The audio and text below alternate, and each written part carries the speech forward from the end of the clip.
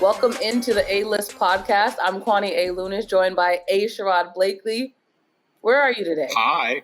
Today, we are coming to you live and direct from, we're in New Orleans. We are in New Orleans for the holidays.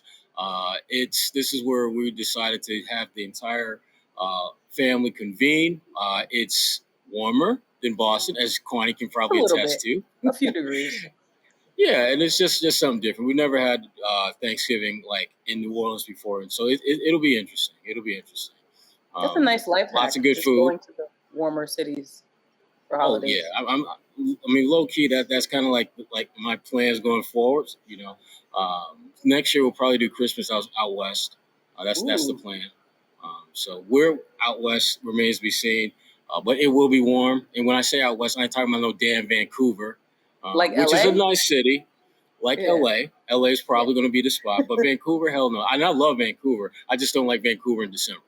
I don't think anyone wants to go there in December. Wait, before we actually get started, what dish are you most looking forward to for Thanksgiving? Look, I gotta have my sweet potato casserole in some way, shape, or form. I gotta have that. That's like the absolute. You can't have Thanksgiving dinner without that. And I'm a big stuffing fan too. I like stuffing. Stuffing's good. But other than that, I can pretty much do with or without pretty much everything else on Thanksgiving. I don't even eat turkey. Really? I don't even eat turkey. Oh my god! I don't even eat turkey. No. I can make it happen because it's a low key really good meat that I've had not recently, but it's something I've had over the holidays. Cornish hen. Ooh, don't sleep. Have I had Cornish hen? I don't think I've had that.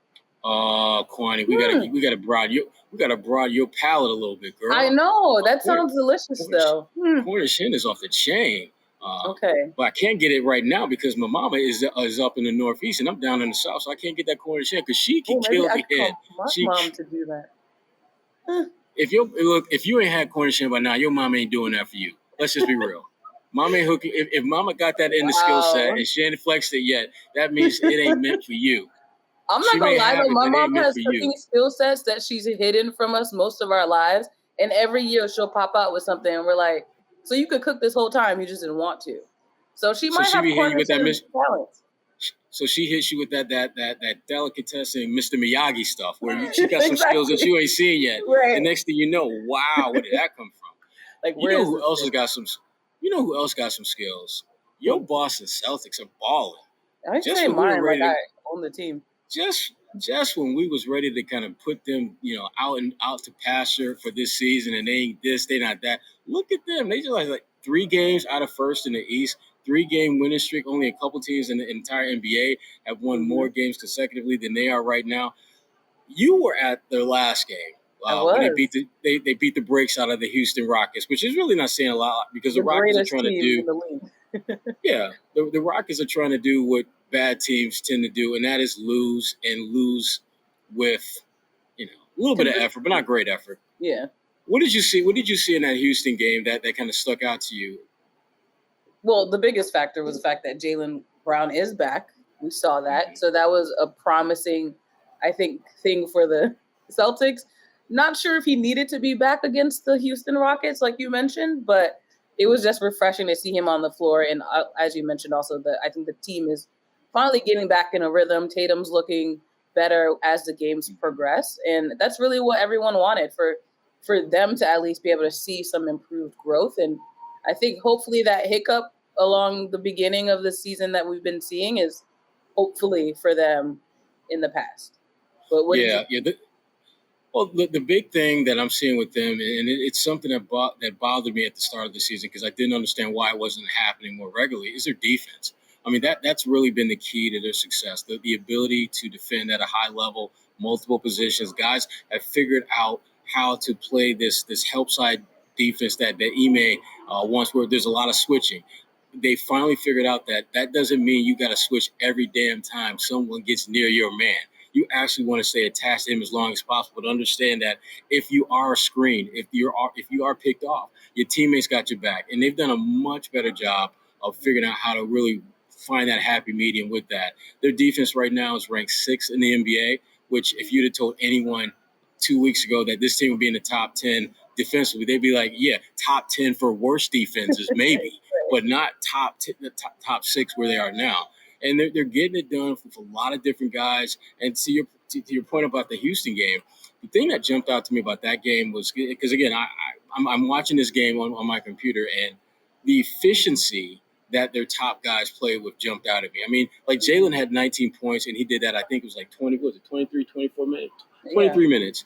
And you had Tatum, who dropped 34 points in 30 minutes. You had Dennis Schroder, who I was concerned about how he would respond to being in a different role that we've seen in the last few weeks where he was filling in for Jaylen. He had a nice game off the bench as well. And so the Celtics, it seems like the pieces are starting to come together. Guys are starting to figure out what they need to do to be successful.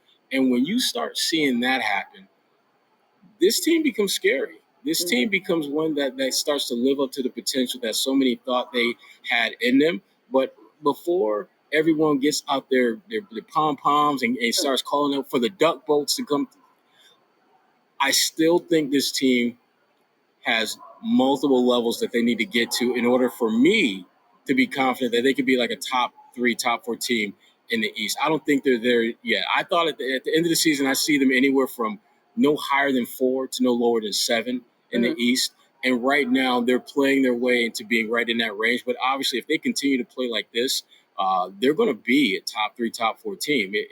It's the East is starting to look that kind of wide open now, particularly with what's happening with Philadelphia. And also you're looking at Brooklyn, they got some issues. And so when you're top 2, and then Milwaukee is starting to kind of come around. And Miami is starting to fall back to earth a little bit. And so now you all of a sudden you've got this kind of convoluted group of teams, that are basically, you've got your top 7, top 8 teams that are like maybe 3 games apart from each other. So theoretically, you could go from 7th to top 2, top 3, just like that. So the ashy to classy syndrome could very well be embracing the Celtics, where they go from the back of the bus to the front of to VIP first class, just like that. I mean, it's funny you mentioned ashy though, because KD has to be talked about at some point. But wow, I didn't know where you were going to go with when you said ashy. Did you plan that when you said it?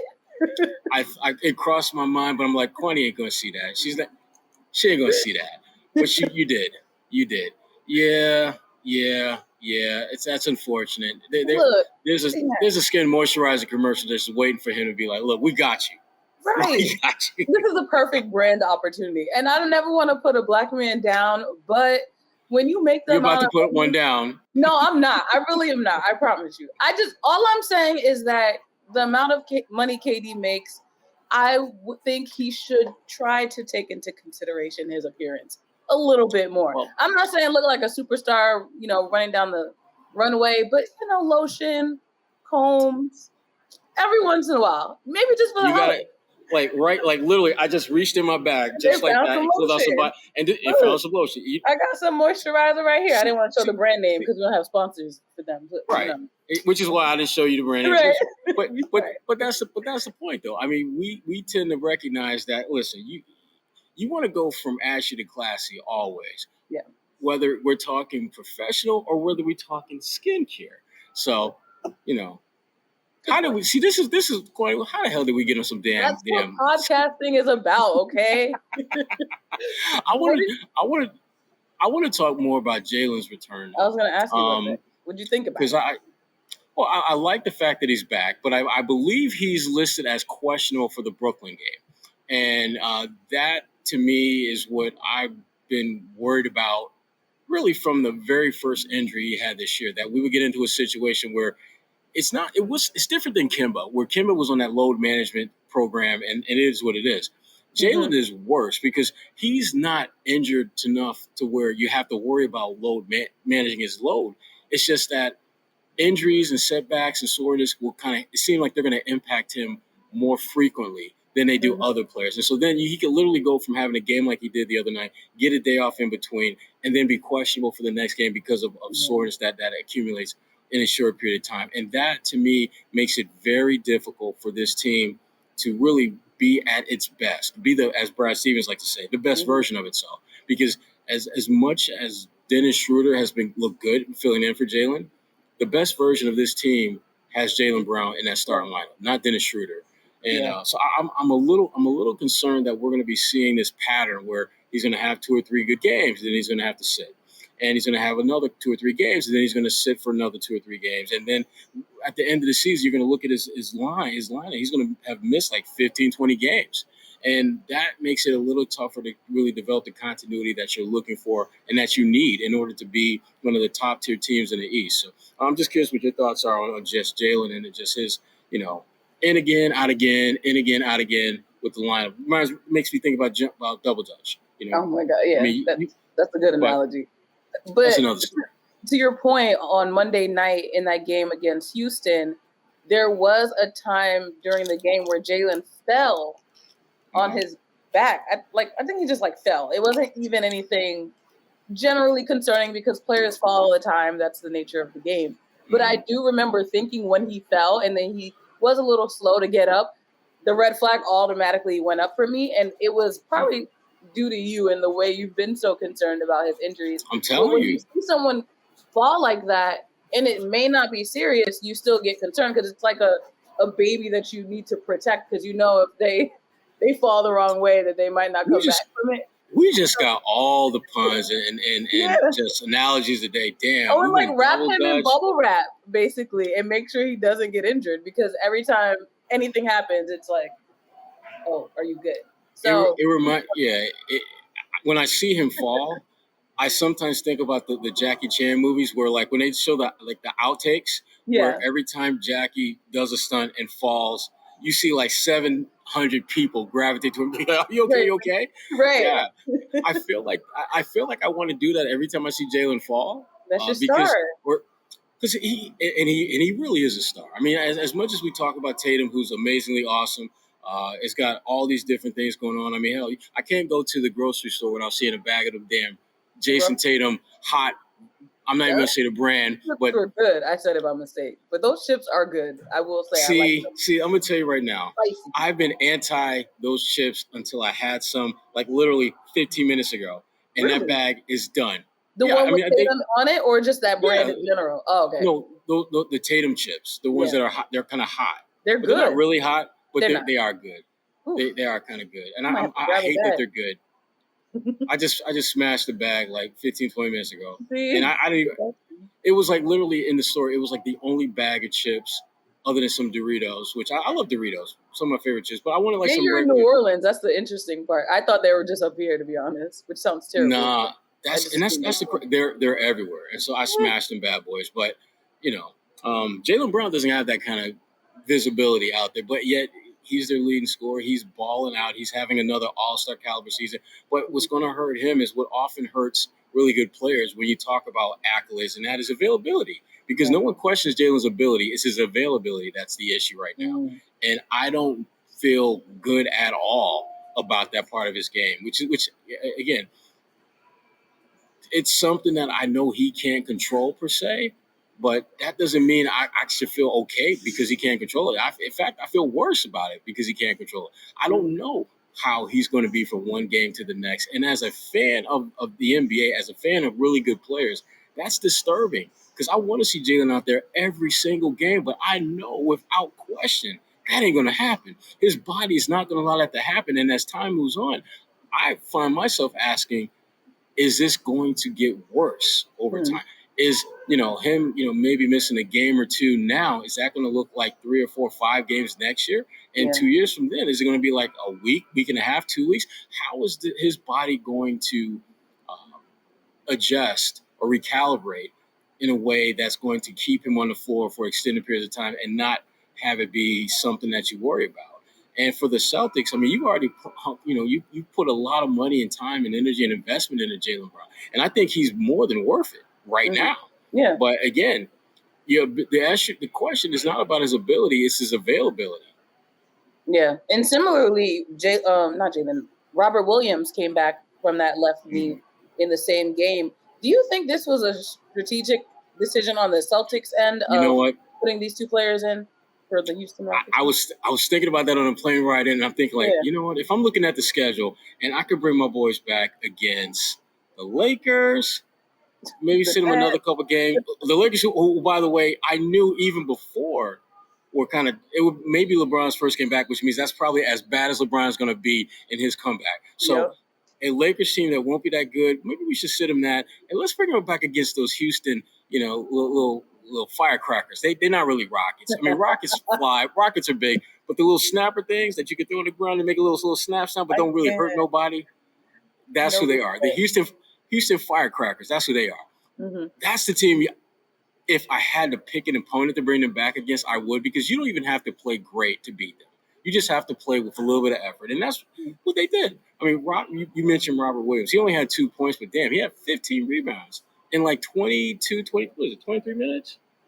23 minutes. So when you have a guy like Rob coming back, playing limited minutes, making that type of impact, that's what you want. And you get the W. But again, the same concerns that I have for Jaylen, I've had, and most people have had about Rob for a long time, because he has a longer runway of injuries. When you start looking down, his backstory, it's been one that's riddled with injuries that have kept him either off the floor, or it's limited the amount of time he's been on the floor. And that is not a recipe for extended success beyond like getting to the playoffs and winning a championship. Mm-hmm. And so that's, again, and that's really one of the big concerns that if you're a Celtics fan, you got to have with this team. You love what you're getting out of Rob when he plays. You love what you're getting out of Jaylen when he plays. But when you can't really count on those guys to be there from day one, mm-hmm. That's it's a little concerning. It's a little bit concerning, which puts a lot more pressure on Jayson Tatum to play at an uber all-star level. And shout out to Deuce, who I ain't seen enough of Deuce in the building. Shout out to my man. Shout out to Deuce Daddy and Deuce for actually seeing. Because again, when you see Deuce, you know things are good. Yeah. You know life is good. Mm-hmm. You know Tatum's happy. You know Tatum's in a good frame of mind when he's out there. There was a video that I saw where Tatum was just doing some little father-son ball handling drills, and Deuce was like, "Look, Dad, you see me trying to dribble this ball and I can't do it. What's going on?" And then Jaylen was and Jayson was just kind of doing some tricks with him. And of course, even though that stuff has absolutely zero to do with how Tatum's going to play, I still believe it has something to do with how he plays, because his mindset, his mind is in a good space when I think he's around and just feeling good about himself. You see that. And he's playing some great basketball right now. He's playing like the Jayson Tatum that has been an all-star each of the last couple seasons, who is arguably a top 10 talent in the NBA. So, and again, I like seeing him play the way he's doing now. And the best part about Tatum right now for me, I see less of that bitching and moaning about getting calls. He's just lowering his head and going to the cup. If I score, great. If I get fouled, every third, fourth time I get fouled, you're gonna give. I gotta throw the hands up, because that's what I do. Right. But in the past, it was every single time he would get touched. This is all we saw. All game. It was like he was an unofficial referee at a football game where field goal good. No, it's Jayson, field goal not good. Yeah, even LeBron, he's known for doing it, and he knows he's going to get the calls. But that's one of maybe the biggest things that I don't like about LeBron's game, is that he's always thirsting to get these calls, and just play. I just want to see y'all play. Let the refs call it. Right. And let's see what happens. Yeah, but LeBron, he got to be careful about just playing, because he might get we'll talk about LeBron a little bit later in the show, because we definitely got to talk about LBJ. Because one of my favorites in the game, I was really hoping the Celtics would draft him, Isaiah Stewart. I love Isaiah Stewart when he was at Washington, because Isaiah Stewart was a legitimate coming to the league badass. Come at him if you want to. For the jokes, right? He exactly. You want jokes? Go to the comedy club. I ain't that dude. And I love that about him. Another guy that I love is Dennis Schroder. Yeah. He has been. It's weird though, because I was looking at his numbers like throughout his career, and what he's doing in Boston is very similar to what he's done pretty much throughout his career statistically. But the difference is that he's playing in a different role. He's given more, I think, leadership opportunities. Because when he was in Atlanta, when you're playing with guys like Joe Johnson and Al Horford, you were going to be number 3 in the pecking order. But basically, other than Tatum, there really wasn't anyone that was kind of, having the lane of opportunity to be an impact player above him when Jaylen Brown was out. Now that Jaylen's back, I wasn't sure how well he would adjust, but he was another one in that Houston game that was very efficient. He had 18 points in 28 minutes, which, again, for a team that is as offensively challenged off the bench as the Celtics are, having him able to contribute at a comparable level to what he did as a starter, that's going to be huge for them going forward. Yeah, and like you mentioned a few weeks ago, or it could have been last week, but you did sell me on the fact that even though I did like him in this starting rotation, to have him bring that energy off the bench and hopefully motivate the other players that are coming off the bench. A long day. The people that are coming off the bench. I think that's going to be really good for them just to have that leadership there during this game. Yeah, they absolutely need that. They absolutely need that. And we need a few things too, don't we, Kwani? Yeah. Celtics, as we've been talking about on this show, have been really, really good, especially at home, which is funny because I believe they were the last team in the NBA to get a win at home. Yes, and so we're thinking, oh, hell. Yeah, and now look at them. Once again, from ashy to classy, Boston Celtics at home. Kevin Durant lotion. I'm just saying. But and they won three. Yeah, they won 3 in a row at home, and obviously they're looking to close things out against a really good Brooklyn team, the best team record-wise in the East when they play on Wednesday. And can they do it, Kwani? Can they beat the Kyrie Irving-less Brooklyn Nets? I had to get his name in there at some point, and I'm done. If they can beat the LeBron full Lakers, that's not a fair comparison. I know that, but I think it's possible. That's my analysis. Well, here's the thing. I think for them to beat Brooklyn, they're going to have to basically keep doing what they do. I mean, their defense has been really good, and it hasn't just been their ability to kind of guard their yard, like individual matchups. It's been the ability to recognize when to switch, when not to switch, when to double, when not to double, when to blitz, when to full court press. They've been pushing all the right buttons, and that doesn't mean every single thing that they do is working. What it does mean is their intentions and their effort are aligned in a way where they're giving themselves a shot almost every defensive possession to come away with a successful outing, whether it's blocking a shot, forcing a turnover, getting a missed shot, getting a loose ball. They're doing all those little things, and Brooklyn, as talented as Kevin Durant is, as great as James Harden is, those guys are not good enough on their own to beat you. They need help. And the key for the Celtics is making sure those other guys around them, the side dishes at Thanksgiving, if you will, don't heat up. They need to keep the side dishes on the shelf, because if those guys start feeling like they're the main attraction, next thing you know, you in trouble. And so everyone's gonna talk about Tatum and Durant in that matchup, which again, it is what it is.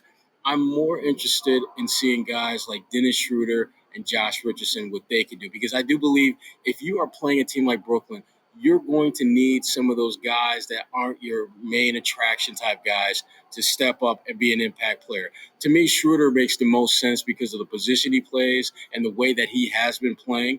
But would not be shocked if your boy Grant Williams starts knocking down some threes, because right now he's been one of the better corner three-point shooters in the NBA, which is crazy when you think about his beginning in the NBA. Bro missed 25 straight from three. Yeah. And with all due respect to Grant Williams, I don't know of anyone at that level who have missed that shot that many times in a row. Don't know anyone, because typically, even unless it's like a 7'3" center who is taking like desperation heaves at the end of quarters, that's different. But Grant was actually just lining up, trying to make shots.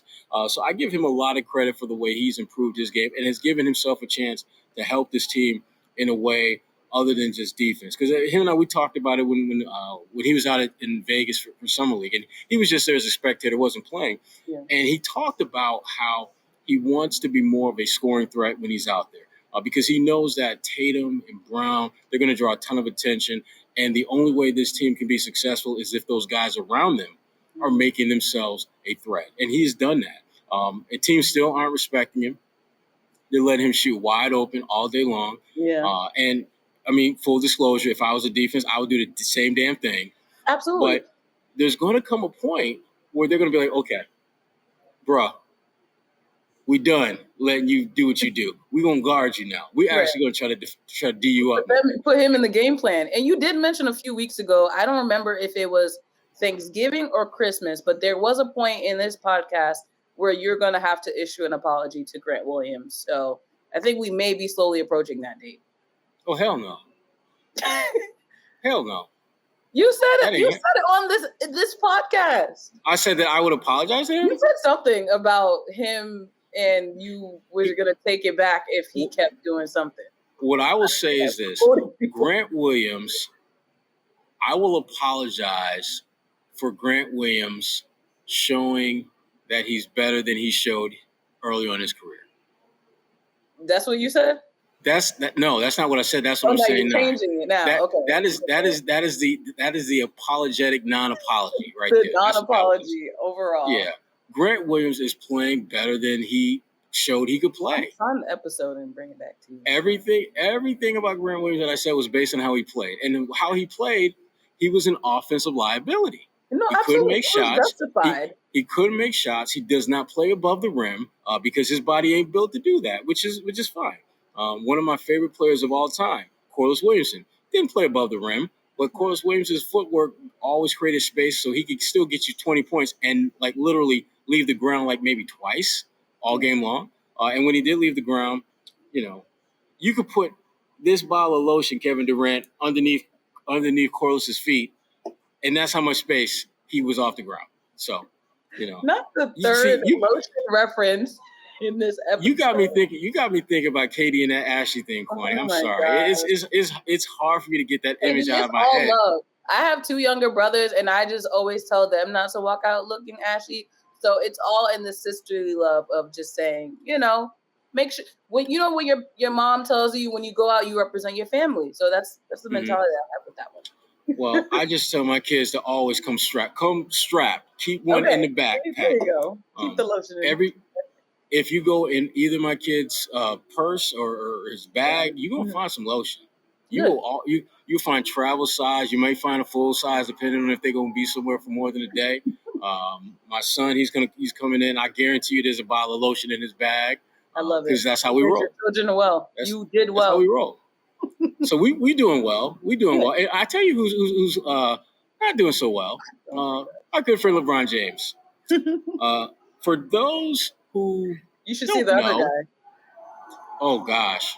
For those who have not heard, LeBron James was suspended for 1 game for the first time in his illustrious NBA career for the accidental two-piece he gave Isaiah Stewart at the free throw line on Sunday when the Lakers were playing the Detroit Pistons. Mm-hmm. Now, Stewart wound up getting a 2-game suspension.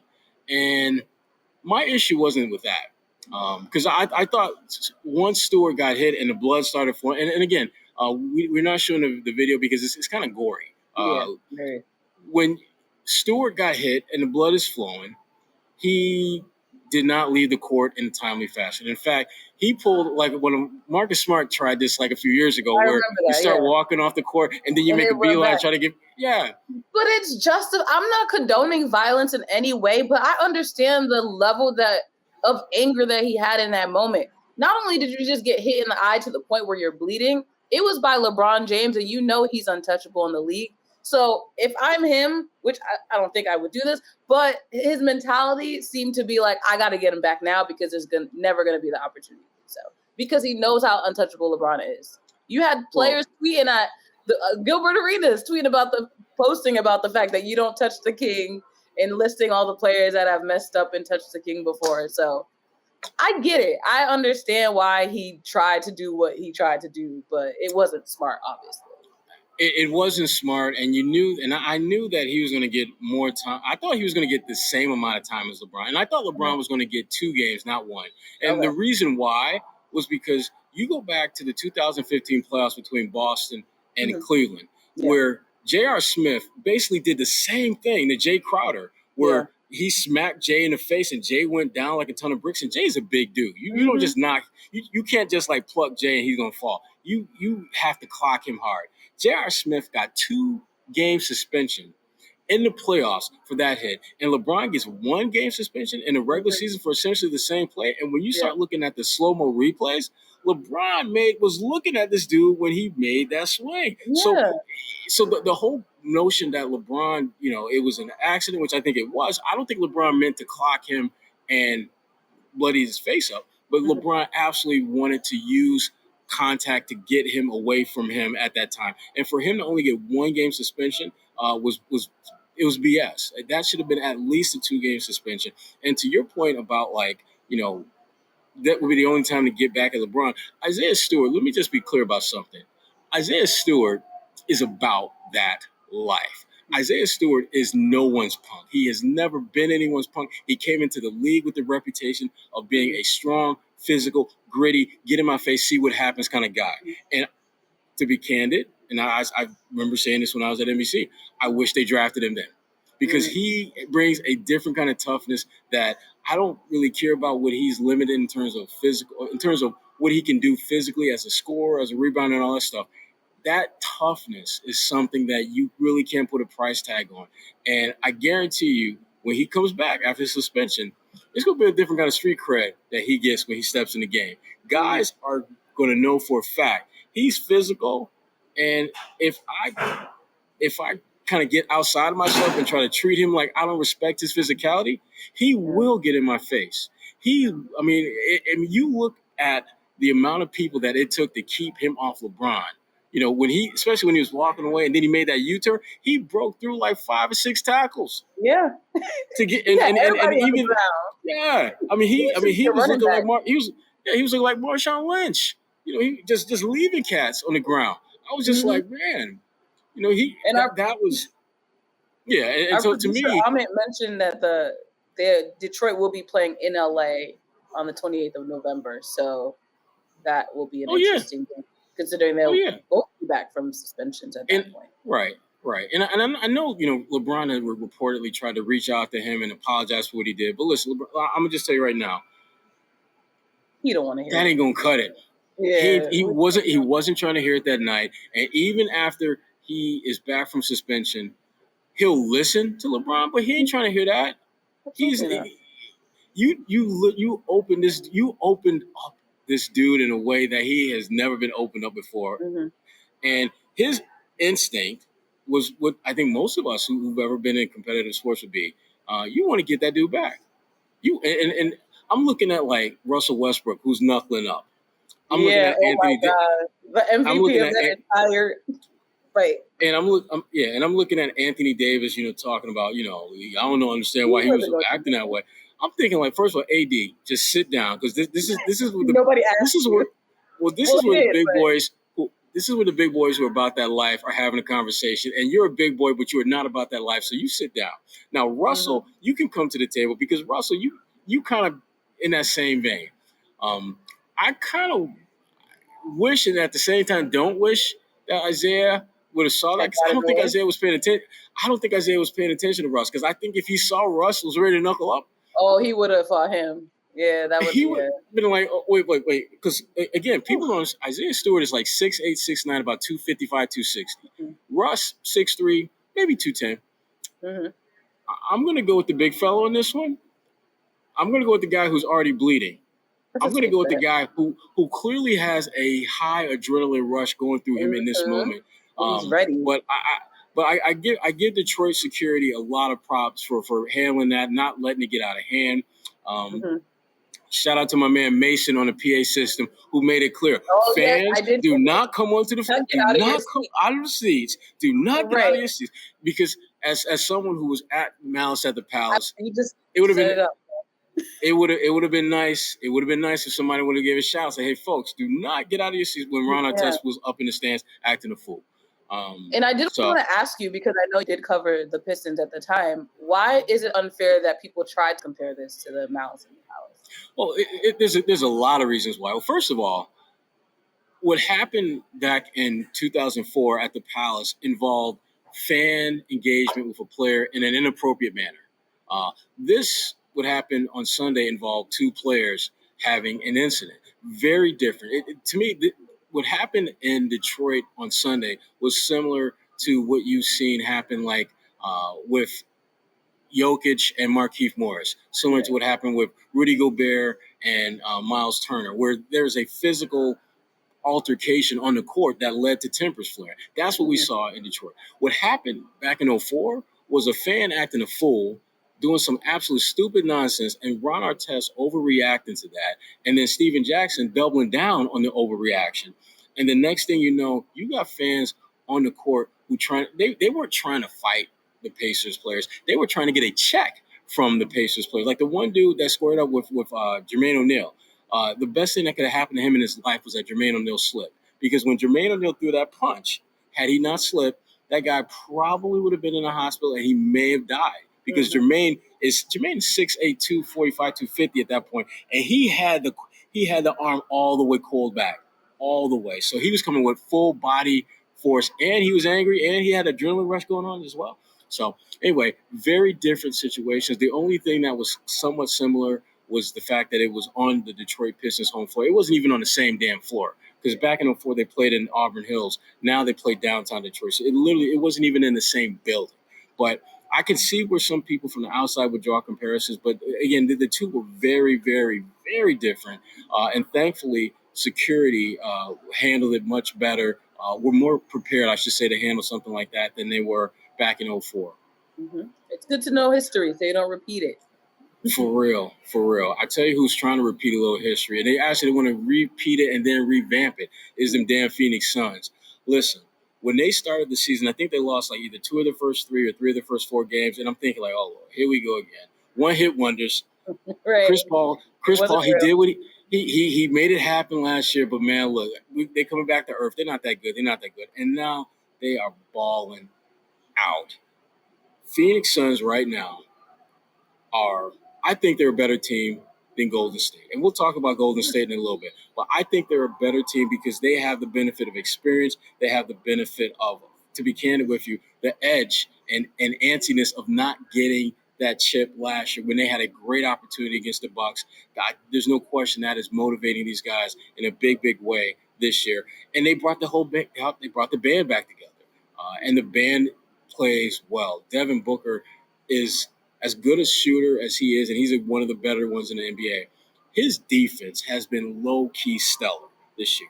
I've seen him he's had games where he has shot like crap from the field, and yet you're watching him play, and he's getting blocks at the rim. He's deflecting passes. He's doing so many of the little things that often get overlooked when you talk about great players. And Chris Paul is just doing what Chris Paul does. I mean, everywhere Chris Paul is like, he's the walking Midas touch. Everywhere he goes, gold follows, success follows. I think at one point last year, I know in Phoenix, they had won more games, obviously, than they did the year before he got there. But his team's averaged something like 8 or 9 more wins the year he gets there compared to the year before he got there. And so when you talk about like 8, 9 wins, I mean, you're talking about going. Yeah, if you're at let's say you at the very bottom of your conference, you're looking at home court advantage if you can win 8 more games you did the year before. Chris Paul has had that type of impact, and I mean, he's the ageless wonder. I mean, we talk about LeBron and how great LeBron is, and he is, but LeBron is at a point where you're starting to see the wheels slow down a little bit, just a little bit. He's still a great player, but he does not have that. He's just not the same as he was like 3, 4, 5 years ago. Chris Paul can play like crap for 3 quarters, and then in the 4th quarter become the best player on the floor. And he has done that consistently throughout his career. We're seeing it now in Phoenix. There have been a couple of games where they look dead in the water, and the next thing you know, he coming up, looking like, just that dude. And so I think Phoenix is the best team. Now, obviously, when you got Steph Curry around in the Bay doing Steph Curry-like things, yeah, Golden State's going to be their threat. But, man, Phoenix, that's the team I'm rocking with right now. Underrated is the wrong word because it's overused, but do you think Chris Paul gets enough respect? Well, I think Chris Paul gets enough respect for a guy who's never won a championship. And that, to me, that's why I think when you talk about his level of respect, you always have to put it in the framework of, has he achieved the greatest of all achievements, which to me in the team sport is winning a championship. He hasn't done that yet. Yeah. Now, he's come close. Last year, he came very close to doing that. And so that's good, but you haven't done it. And until he does it, I think there's always going to be a little bit of he's really good, but he hasn't won a championship. But when you look at his play, you look at the impact that he's made on every team he's played for, you look at his records, you look at his stats.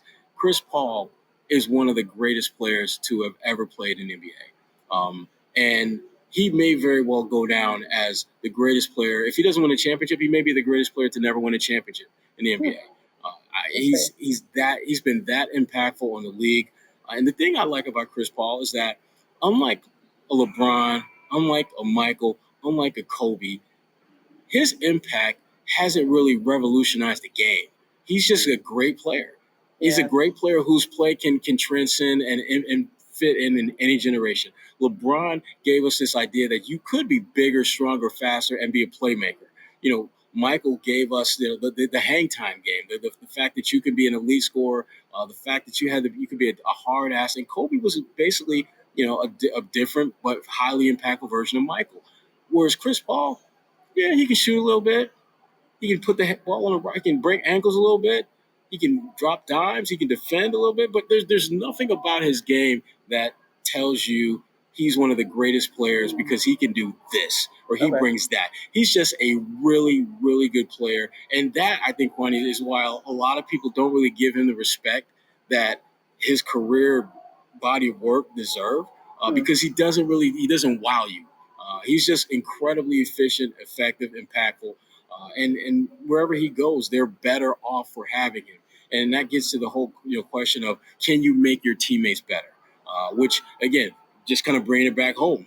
Jayson Tatum, I think that's the next level he's got to get to.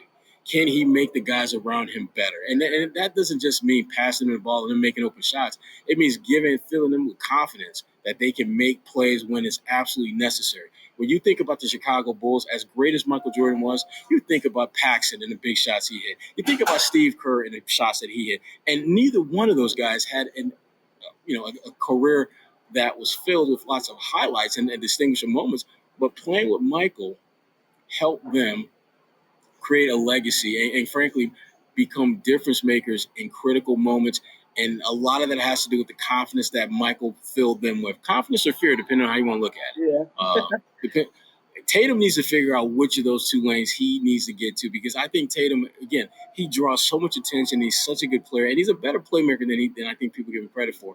He's got to do a better job of making those guys feel as though they're the best players on the floor. You know who I would love to see Jayson Tatum play with? And it's obviously too late in the game for that. I would love to have seen him play with a guy like Jordan Crawford. Someone who has a tremendous amount of confidence. Who I think would have been so much better playing with a guy like Jayson Tatum. Because I love Jordan Crawford. Love him to death. Crazy as hell. That would have brought to Tatum. What's that? What do you think that would have brought to Tatum? Just Tatum would have had that confidence? Tatum would have had a guy that with absolutely Teflon strong confidence, who believes that he's exceptionally good. And I think Dennis Schroder is kind of like that a little bit. I think you're getting that kind of confidence from Schroder, but again, I think Tatum needs more guys around him who feel confident, and Tatum can give them an opportunity to flex that confidence in games. Whereas now you got a lot of guys on this team who, I think I can play in the NBA. Tatum's like, play. Be unapologetic about it. Yeah, I just remember when we were in Dallas and I was asking Tatum just about the Marcus Smart comments and all that stuff. And at one point, and this was Tatum's like low key flex, like, I've been playing this game for long. I'm gonna be all right. And it to me, in my head, that rang like, you do know that I'm Jason MF and Tatum, right? You do know I'm like really, really nice at the game. You do know that LeBron, boofed on him when I just got to the league. Didn't have it in his facial hair. I was hitting the baby face. You do realize that Giannis bank shot, game winner in his mug. I'm kind of nice. Mm-hmm. You need guys who feel that way about themselves. You need guys who feel as though they don't just belong in the game. They can stand out when they get an opportunity to. And that's, again, there's nothing Tatum can do per se to do that other than try to facilitate that. But guys have to come in, I think, with a different mindset because there's only so much Tatum can do to help fuel your confidence. At some point, you got to feel like you belong on that big stage. And I don't think they got enough guys on this roster who feel that way. I think they got enough guys on the roster who feel like I'm just glad I'm on the team. I'm just glad I can get some minutes. But you need guys who feel like, look, Jayson, I know you're nice, but you do realize that if you get me to rock like 6, 7, 8 times a game, I'm probably going to get like 15 points because I'm kind of nice. Dennis Schroder, I think he's the best example in this team of a guy that has benefited from having Tatum around because even though his numbers are similar to what he's done elsewhere, they're so much more impactful with this team because of where he has been in the pecking order of not just leadership, but just opportunity to be great. So, I'm excited about, this team. And that kind of ties to Marcus's comments when he called out the teams that obviously focused on Tatum and Brown. But to your point, if the rest of this roster was empowered enough to be the go-to man when everyone's locking up Jayson and Jaylen, that's how you build that depth as well. So it is. It is, and when you start looking at the teams that are kind of ahead of them a little bit in the pecking order, and I'm thinking teams like Miami, where they have lots of guys who are pretty good players, but they play with a different swagger because of Jimmy Butler. And Jimmy Butler, and you look at his entire career, he has no hesitation in putting you on blast if you ain't playing with that edge. I mean, brother showed up at practice in Minnesota and whipped all their asses and said, "This is what y'all gonna miss out on." Deuces. To me, that's like one of the low key, amazingly awesome mic drop moments in basketball the last 10 years, where he basically showed up and just whipped their ass and just said, "I'm out." Yeah. That does not happen. But that's the ability to recognize when you've got studs and when you've got soft talent around you. And again, I'm Tatum. I'm not as worried about him. I am worried about the guys around him because I don't think that they play with the kind of confidence that they need to. And I'm also worried about him and Jaylen, not so much working well together, but figuring out how to better play off each other. Because it feels as much, there's too much of them looking more like a relay team where if one's got the baton, that means the other one is standing around waiting for the baton to come back around to them. Whereas they need to be a little bit more like, there's that runway space where you're exchanging the baton where both of y'all are running. They need to have that type of synergy. Because right now it's just basically like, okay, Tatum is running, here you go, Jaylen, and then Jaylen takes off. But there's rarely any connectivity between what they do, and they have to get better at that. And they will, because I think both of them are just adjusting to the new roles that they have. Where Jaylen, he's putting up numbers and he's making an impact, but he's still viewed as kind of the number 2. And Tatum, you're the number 1, but you're not really giving the type of leadership that the number 1s typically give. And so how can each of you get better at what you do? And I think that the main thing is to play together. You just got to play more together. But the problem with that, and we talked about this earlier, is Jaylen. You don't know if you're going to get him every night. Whereas Tatum, barring an injury or a cold or something, he's showing up every night to play. He ain't trying to miss no games. He's not that dude. And Jaylen, unfortunately, has got some help, has had like kind of different little health hiccups here and there that limit how much he's going to be out there. So they need to play more together. And I know they've had a lot of success on the same team, but in the roles that they have now, where they're the number 1 and number 2 option, they really haven't had long-term elite success getting deep into the playoffs in those roles. And so, I'm looking forward to seeing how this season progresses, because what I'm seeing right now, they're trending in the right direction, but we still got another 3/4 of the season left to be played. So, I mean, it's a great start. Nice to hit that first turn doing well, but you still got another 3 more to go. Time to grow.